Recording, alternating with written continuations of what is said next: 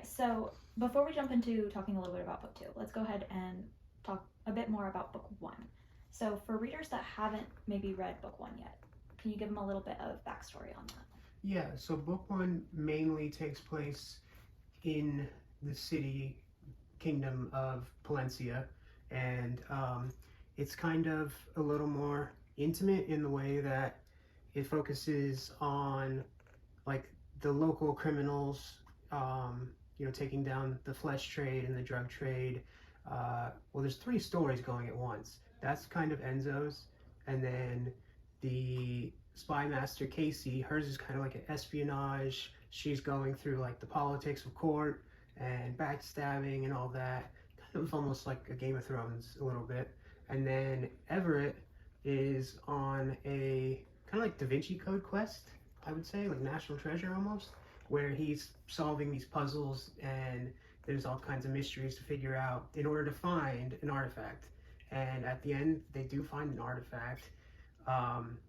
The primary, like, main villains come in at the end of book one and they try and also get the artifact. They come in under the disguise or like a Trojan horse that they are friendly. They're there to sign a treaty, supposedly, and then they launch an attack, and it's pretty brutal. It's like a medieval fantasy terror attack, and they're also trying to use that as cover to get the artifact. It's the Unity Jewel.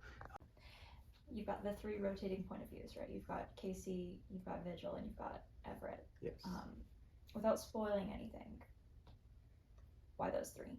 Well, I mean, the honest part is like they're based on people I know, people that I'm close with or one time were close with. A lot of response I got was like how realistic the characters seem, and because I kind of just imagine what would this person who the character is based on do in this situation. Now, obviously, they're never going to be fighting a dragon in a so, but you kind of just guess, and it's very important to me that they be realistic and behave realistically. I'm never going to, even if it like serves the plot or something I need to kind of happen, I'm never going to have a character do something that's out of character, something that they wouldn't normally do. That's very important to me.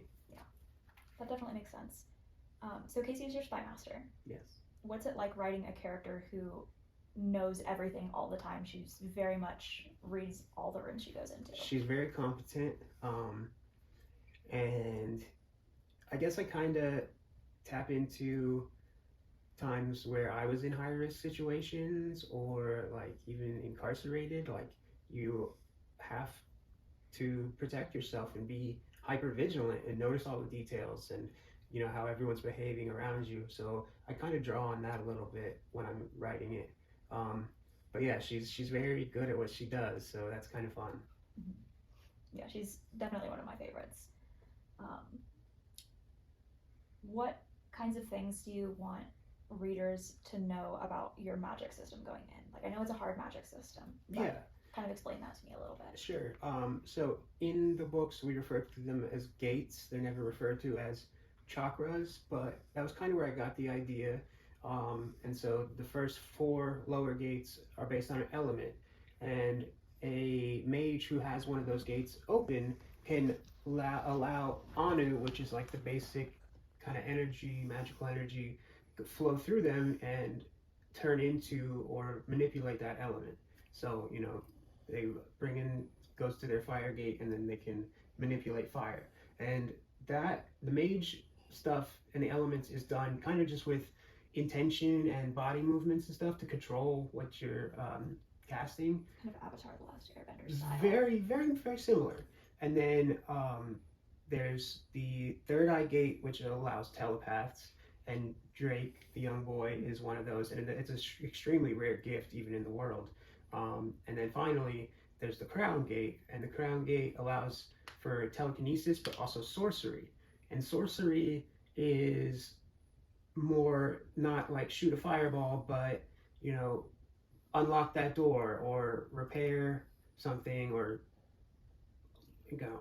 summon something, things like that. Like, and there's an ancient language, kind of like the code of reality almost, that you have to speak and know in order to achieve those effects. So So there's different kind of classes among the magic system. Some people do not have that. They just have like a water gate open, but like if you have multiple gates and the crown gate open, you learn this language and it allows you to create specific effects, like a very serious Harry Potter almost, like not as whimsical as kind of Harry Potter, kind of funny, like, but and you know you don't need a wand, but you speak the spell, and then something happens. Yeah. So there's definitely a lot more finesse to sorcerers than there are to mages. Yeah, there's a lot more to know. You know, as a mage, you just kind of figure it out, and you know, feel it out.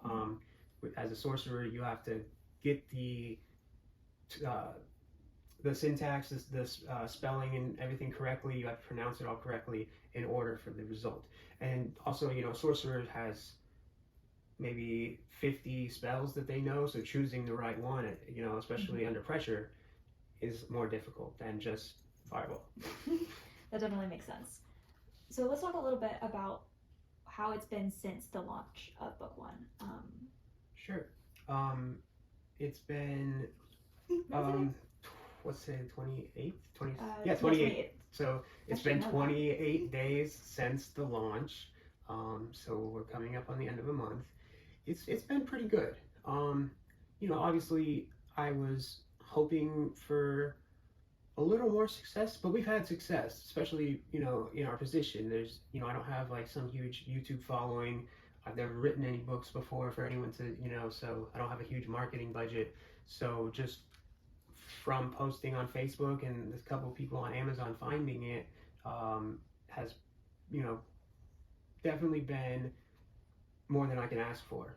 So, you know, there's like a slight disappointment because obviously, you know, I was hoping it would go viral or something like that. But I'm definitely proud of the amount of sales, and it's also in Kindle Unlimited, which is kind of like a Netflix thing for books. And there's been a lot of pages read through that service as well. So definitely a success. I've been kind of juggling like a lot of, you know, and Ezra's agreed to kind of help me with some of these business stuff ever so graciously, which I appreciate. But you know, I put on the editor hat, take that off, put on the marketing hat, take that off, put on, you know, the author hat, you know, so it's been a lot. It's been kind of nonstop, you know, trying to get the book one sales up and finish book two at the same time. Yeah, it's definitely not easy. You're doing great. Thank you. We're just three of us here trying to make it work. So yeah, and that's the other thing too, is we're the three of us, the director, we are working on the audiobook. It's a long book, so it's going to take us some time, but we are figuring it out. We've kind of got the system down, we worked out all the kinks, and it'll be cool because as there's 3 POVs there, we each will voice a specific one of those POVs. Can I ask a question? Absolutely, take it away. Why drive so hard to the second book? Like why aren't you holding back on it and waiting for the first book to cook a little? Passion, business, you know, sense. There's a lot of things. I kind of like had it in my head for the most part as I was finishing book one. Book three is going to be a little tougher, but I haven't quite figured that completely out yet. But you know, I just started writing, and one thing, a lot of times, like I plan things out pretty well, but ideas come as you know, as I write it out, and so things change and for the better. And I think it kind of turned into a really good story. I definitely have to agree with you there. Book two is very good, and I, as a reader, I'm very happy it's coming out as quickly as it is because I was chomping at the bit for more. Ezra is the only person who has read book two so far. Literally the only person. I was pushing for it. I wanted more. So the reviews that you've gotten from people in recovery, what's that been like? What's it like to hear from people who've been there? That has been amazing. There are 17 currently reviews on Amazon. They're all 5-star, which is a little abnormal and definitely, you know, makes me feel good. But there's been some from people I know in recovery. The most impactful for other people review was written by an actual therapist. He has an alphabet soup of letters after his name, but the most important 3 is a licensed clinical social worker, licensed chemical dependency counselor, licensed sex addict therapist. So, but there's like 10 more. So he's definitely, he knows his stuff. And he's also a fantasy fan. He said that something along the lines of Tuzzolo writes addiction and trauma better than I've ever seen done in the genre, and that there's clearly an understanding of the intricacies and nuances of these mental health disorders. So, obviously that, and a lot of that comes from my personal experience, and also working as a behavioral health technician, and going to therapy myself. And so I learned a lot about these things, about depression, about trauma, about addiction, about, so it was very important to me to do that right, and, kind of not show the Hollywood version of alcoholism, and to have that validated by an actual person who qualified to validate it feels really good. Let's kind of switch gears here a little bit. I know that you are a behavioral health technician, so what about that kind of informed the way that you wrote this story? Yeah, it was important to me because I'm also in recovery, as well as, as a BHT, you're kind of on the front lines of people. I've worked in detox where people are coming in off the streets, just took their last hit as they come in the door, and then their bodies go, it's not fun. It's not a pleasant experience when, their body's used to having something and then you take it away. And also, and I said this before, that the substance was kind of their solution to the problem. The problem that, they didn't just decide one day, oh, I'm going to be a drug addict, or oh, I'm going to be an alcoholic. There's something that they're trying to medicate, or that feeling that they're chasing. So that's the bigger issue. And so in treatment, you kind of try and treat the main source of that. But a lot of times in fantasy, we all know like the dark alcoholic rogue who, drinks all the time, but it never seems to have any negative effects on him. He's, and that's just for combat, Yeah, ready to go for combat. Always aware, and and there's never consequences in their lives like typical addiction or alcoholism causes. So I wanted to show it realistically and almost clinically, and my writing is kind of visceral, so you're like literally in the head of the addict, and you hear the bargaining, the debating, the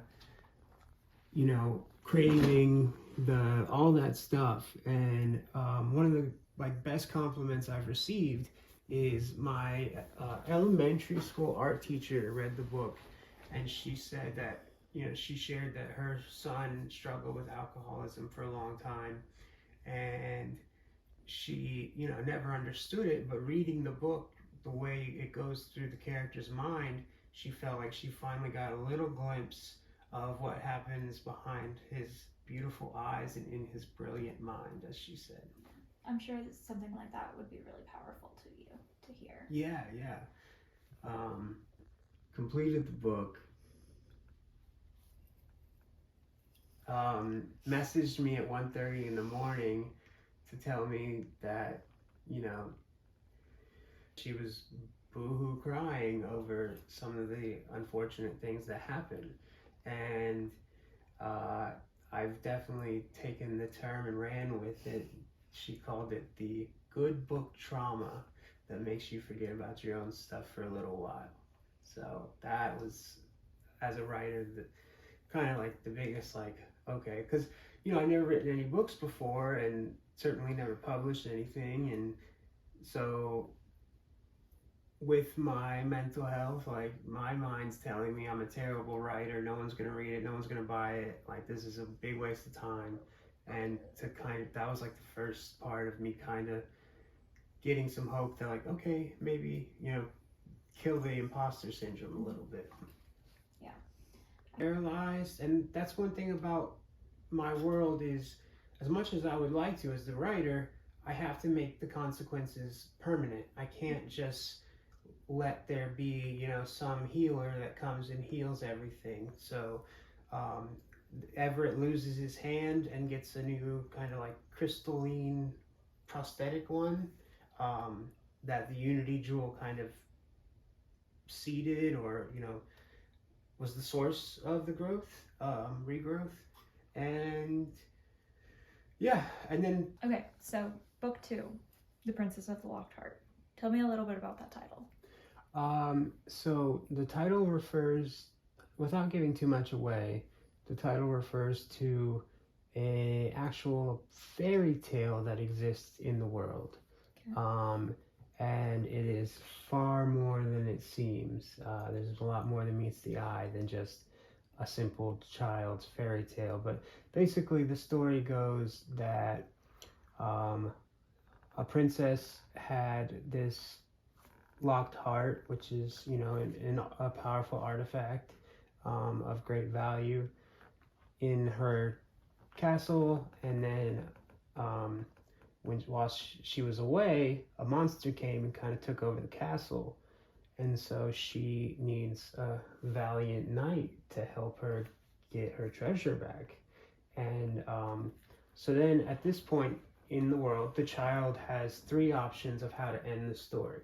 There's the brave ending, where the knight charges head on into battle with the monster. And in the children's version, it turns out okay. In the there's also a version for adults in a kind of a drinking game, and that one not so much. The knight gets pretty banged up. And then there's the patient ending, where they hide out nearby and wait for the monster to fall asleep, and they try and creep in and get it while he's sleeping. Then there's the clever ending, and this is kind of the best one, the most successful one, and most relevant to the story. Is the knight comes in and starts banging his sword on his shield and making a lot of noise, and making fun of the monster and getting the monster to chase him. And it's a distraction. It's a distraction. So while the knight distracts the monster, the princess gets to go in, grab the treasure, grab the locked heart, and get out safe and sound. And then that's the most successful way. And in that one, the princess gets to do something, as one of the characters will note. Love that. So you added some point of views in the second book. Yes. Tell me a little bit about why you chose those 2 point of views. So it was important, I think, to expand the world. Mm-hmm. As I kind of said earlier, the first book is kind of intimate to Palencia and all kind of contained in one city. This opens up the map completely. We're in several different kingdoms. Characters are all across the map, very far, distances from each other. The one point of view, Zenith, he is a dark elf who has chosen to become sort of like a pacifist. He refuses to kill anymore, and he protects this little girl. And I wanted to show that, and again, it's back to like the desire for realism, that it's not typical fantasy trope where all the dark elves are bad guys. There is no bad guys, so to speak. There are people with differing ideals, but you can understand, there's no cackling, ha ha ha, dark lord who just wants to take over the world for no reason. And so I thought it was important to kind of show you, like, hey, there's plenty, A, it's not determined by their race, and B, that there's plenty of them who are good people. Mm-hmm. And then Thomas, the snow bear, is Casey's father, and again, based on someone close to me, and that person is a bear of a man, and he's very kind of jolly and funny, and and it was important also for the narrative to incorporate that kingdom and those locations where he is. Mm-hmm. Well, that's amazing, and I'm sure your readers are gonna love them. I, for one, am a big fan of Thomas. I also know someone like that, and it was great seeing those parallels. Let's talk a little bit more. JK. Or perhaps we can save some more for later. That works too. Does that work too? Let's save some more for later. Let's save more for later. Thanks for watching, All right, guys. yeah. Bye. Bye.